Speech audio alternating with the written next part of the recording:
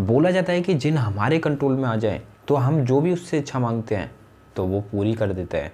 अगर वो हमको कंट्रोल में करने लग जाए तो क्या क्या हो सकता है। फियर फाइल्स एक ऐसा शो था जो सच्ची घटनाओं पे एपिसोड बनाया करता था, और एक ऐसा ही एपिसोड बनाया था फियर फाइल्स ने। उत्तर प्रदेश का एक छोटा शहर सहारनपुर, यहाँ रोहिना और उनके शौहर रहमत और उनका बेटा सादिक हंसी खुशी रह रहे थे जब इनकी ज़िंदगी में सबा आई। सबा रहमत के दूर के भाई की पत्नी थी, मगर सबा का पति किसी कारण की वजह से मर चुका था। इसलिए रोहिना और रहमत ने सबा के लिए अपने घर के दरवाजे खोल दिए, क्योंकि रहमत को अपने बिजनेस के लिए सऊदी जाना पड़ता था। इसलिए सबा इनके घर में ही रुक गई। एपिसोड स्टार्ट होता है और हम देखते हैं कि सादिक डिनर के टाइम पे गाना चला के डांस कर रहा होता है और उसकी माँ मना कर रही होती है, मगर वो किसी की नहीं सुन रहा होता है। इसकी वजह से सबा का दिमाग ख़राब हो रहा होता है। सादिक और आवाज़ बढ़ा देता है और सबा का दिमाग ख़राब हो जाता है। तो सबा उससे बोलती है, सादिक तुम्हें सुनाई नहीं दे रहा, तुम्हारी अम्मी कुछ बोल रही है तुमसे। सादिक ये सुन के और आवाज़ बढ़ा देता है। फिर उसकी अम्मी भी बोलती हैं आवाज़ कम करने के लिए, मगर सादिक और आवाज़ बढ़ा देता है। तभी सबा को बहुत गुस्सा आ जाता है और उससे बोलती है, म्यूज़िक सिस्टम अभी बंद करो तुरंत। ये बोलते ही म्यूज़िक सिस्टम एकदम फट जाता है और उसमें आग लग जाती है। इस वजह से सादिक को चोट लग जाती है और वो बेहोश हो जाता है और सबा खाना छोड़ के अपने रूम में चली जाती है। रोहिना को समझ नहीं आता, वो सोचने लगती है कि ये सब तो शॉर्ट सर्किट की वजह से हुआ होगा। रोहिना का बहुत बड़ा दिल था सबा के शौहर के मरने के बाद सबा अकेली ना पड़ जाए, इसलिए रोहिना ने उसको अपने घर में रख लिया। शुरू के कुछ दिन नॉर्मल रहे, मगर कुछ दिनों बाद हादसे पे हादसे होने लगे इसके घर में। हम देखते हैं कि रोहिना अपनी खाला के साथ उस घटना के बारे में बात कर रही होती है। रोहिना खाला को एक और घटना बताती है जो उसके साथ रात में घटी थी। वो बताती है कि जब वो रात में पानी किचन में लेने गई थी तो वो सबा के रूम में देखती है कि सादिक और सबा आपस में खेल रहे होते हैं। जब वो वहाँ से किचन में गई तो वहाँ पे उसने सादिक को देखा। अगर तो सबा के साथ कौन था? रोहिना अपनी खाला से बोलती है, खाला मैं क्या करूं, मुझे तो कुछ समझ नहीं आ रहा। पीछे से सबा आ जाती है और बोलती है, क्या नहीं समझ आ रहा? फिर रोहिना बातें बनाने लगती है, बोलती है कि हम तो सब्जी के बारे में बात कर रहे थे, सब्जियों के दाम बढ़ रहे हैं इसलिए बोल रहे थे कि मैं क्या करूं। सामने से सबा को एक आदमी देख रहा होता है। तभी रोहिना सबा से बोलती है, सबा थोड़ी शर्म करो, अंदर जाके दुपट्टा डाल के आइए। तभी सबा गुस्से में बोलती है, लिहाज तो इनको करना चाहिए, हम इनकी बेटी की उम्र के हैं, उसे भी तुम ऐसे आंखें फाड़ फाड़ के देखती हो क्या? एक पाँव तो कब्र में है, पूरी कब्र खुदने में ज़्यादा वक्त नहीं लगेगा, ऐसे मर्द को तो तड़प तड़प के मर जाना चाहिए। ये बोल के सबा वहाँ से अंदर चली जाती है और उस आदमी का थोड़ी देर में एक्सीडेंट हो जाता है। फिर हम और सबा की बात सच हो जाती है, उस आदमी का एक्सीडेंट हो जाता है। फिर हम अगले सीन में देखते हैं कि रोहिना और सबा डिनर की टेबल पे बैठे होते हैं। रोहिना सबा को बताती है, गुप्ता जी के बारे में सुना तुमने? उनकी 6 हड्डियाँ टूट गई, अल्लाह का शुक्र है वो बच गए। तभी सबा बोलती है, अगर ये अपनी हरकतों से बाज नहीं आए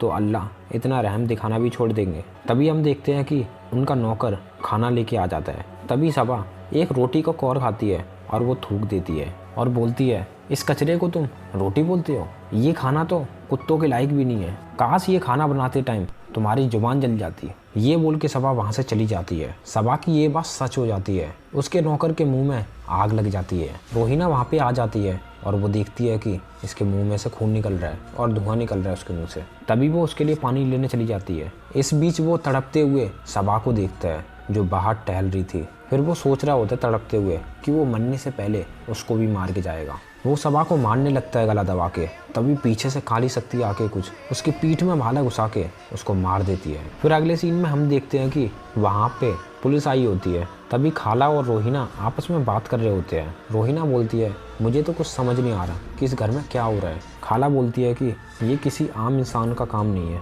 मगर सबा को कुछ इससे मतलब नहीं था, वो अपने मस्ती में मस्त थी। सबा पुलिस वालों के सामने बोलती है, ये पुलिस वाले अपना टाइम वेस्ट करे मानेंगे नहीं, खैर मैं अपने किसी ज़रूरी काम से जा रही हूँ। ये बोल के वहाँ से वो चली जाती है। खाला रोहिना से बोलती है कि एक बार हम गुल साहब को बुला ही लेते हैं, वो देख लेंगे ये सब क्या हो रहा है। कुछ देर में हम देखते हैं कि गुल साहब भी आ जाते हैं। खाला गुल साहब को सब कुछ बता देती है जो भी रोहिना के घर में हो रहा था। गुलसाब जैसे ही उनके घर की पहली सीढ़ी पे पैर रखते हैं, वैसे ही उन्हें समझ आ जाता है कि इस घर में कुछ ना कुछ तो बुरा है। गुलसाब रोहिना से बोलते हैं, बिना मसले के तह तक पहुँचे हम इस घर में एक कदम भी नहीं रखेंगे। तभी खाला गुलसाब को अपने घर में ले जाती है और बोलती है कि यहाँ पे बात करते हैं। गुलसाब रोहिना से सबा की एक तस्वीर मांगते हैं। तभी रोहिना सबा की शादी की एल्बम उठा के ले आती है। गुलसाब अपनी शक्तियों से पहचानने की कोशिश करते हैं कि इसके साथ पहले क्या हुआ था। तो वो बताते हैं कि सबा के ऊपर एक जिन का साया है। कुछ दिनों से तुम्हारे घर पे जो हादसे हो रहे हैं ना, इसका जिम्मेदार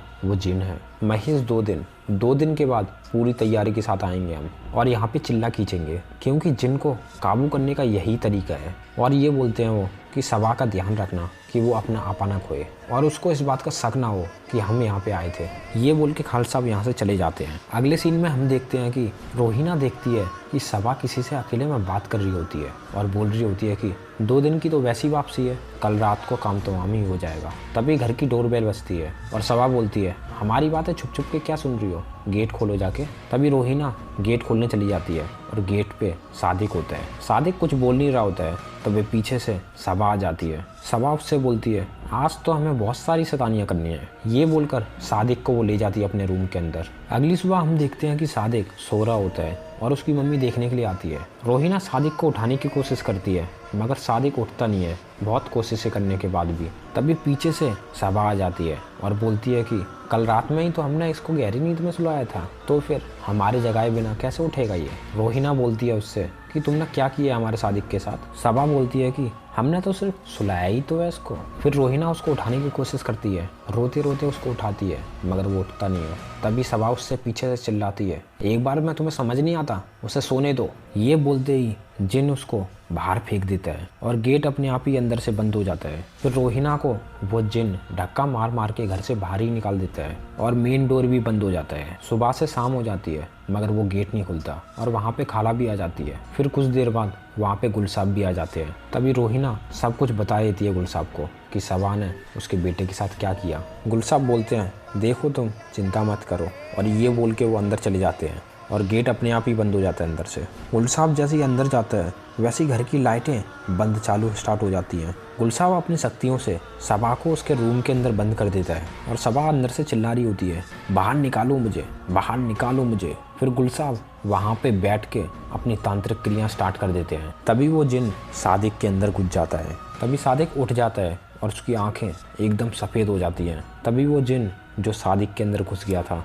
वो रेंगते हुए गुलसाब के पास आ जाता है और वो अजीब तरीके से गुलसाब को देख रहा होता है। गुलसाब की आंखें बंद होती हैं। वो गुलसाब को अजीब तरीके से सूंघने लगता है और वो खड़े होके गुलसाब के सामने हंसने लगता है और बोलता है, तू रोकेगा मुझे, तू रोकेगा मुझे, कोई नहीं रोक सकता, कोई भी नहीं। जाहिल है तू जाहिल, तेरी जाहिलियत मेरा बाल भी बाका नहीं कर सकती। मैं सिर्फ और सिर्फ मोहब्बत का मुरीद हूँ, अगर कोई भी मेरी मोहब्बत के बीच में आया तो जक की आग में जल जाएगा। गुलसाब को धक्का दे देता है और उसके ऊपर बैठ जाता है। वो चाकू लेके उनको मारने लगता है। वो बैठ के गुलसाब से बोलते हैं, मैं और सबा सदियों से जानते हैं एक दूसरे को। फिर सीन फ्लैशबैक में जाता है। फिर हम सबा को देखते हैं जो सबा इत्र लगा रही होती है। फिर उसके पीछे से अम्मी बोलती है कि सबा कितनी बार बोला है इत्र लगा के और बाल खोल के बाहर मत जाया करो, जिन पकड़ लेते हैं। सबा बोलती है, ये सब फिजूल की बातें होती है, तुम मेरी इतनी चिंता मत करा करो, हम चलते हैं। ये बोल के कहीं चली जाती है वो। तभी रास्ते में उसके पीछे जिन पड़ जाता है और वो जिन से बातें करते करते घर पे आ जाती है। फिर हमें पता चलता है कि सबा की शादी ज़बरदस्ती कराई जाती है। ये बात सबा को पसंद नहीं आती तो वो अपनी अम्मी को मरवा देती है, इसके साथ अपने पति को भी मरवा देती है वो। फ्लैशबैक में हमें पता चलता है कि ये जिन सदियों से इसके साथ था। फिर वो जिन गुलसाब से बोलता है, ये कायनात हमको अलग नहीं कर सकी तो तू क्या चीज़ है। वो जिन चाकू मारने वाला होता है। तभी वो गुलसाब उसके पेट पे हाथ रख देता है और वो तड़पने लगता है जिन। वो अपनी शक्तियों से उस जिन को बाहर निकाल लेता है। फिर वो कांच के जार में उस जिन को बंद कर देता है। फिर उसको देखते हुए बोलता है, अब अल्लाह तेरा फैसला करेगा।